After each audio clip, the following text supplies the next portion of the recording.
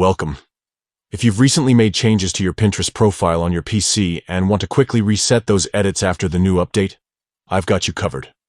Let's walk through the simple steps to reset your profile edits easily. First, open the Pinterest app on your PC and make sure you're logged in. Look to the bottom left corner of the screen for a gear icon. That's your access point to all the key settings.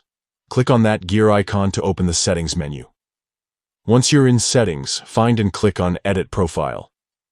This section lets you modify all your profile details. After making any changes you want to revert, look for the Reset button. Clicking Reset will undo the changes you just made and restore your profile to its previous state. To avoid accidental resets, Pinterest will prompt you to confirm this step. Simply confirm, and your profile edits will be reset instantly. This reset function is particularly handy if you experimented with your profile settings but want to start fresh without manually undoing each edit. By following these steps, you maintain full control over your Pinterest profile's appearance and settings. Remember, regularly managing your profile ensures it represents you well and stays up to date. Now that you know how to reset your profile edits on Pinterest's PC app with the new update, you can confidently customize your profile whenever you need and easily backtrack if necessary.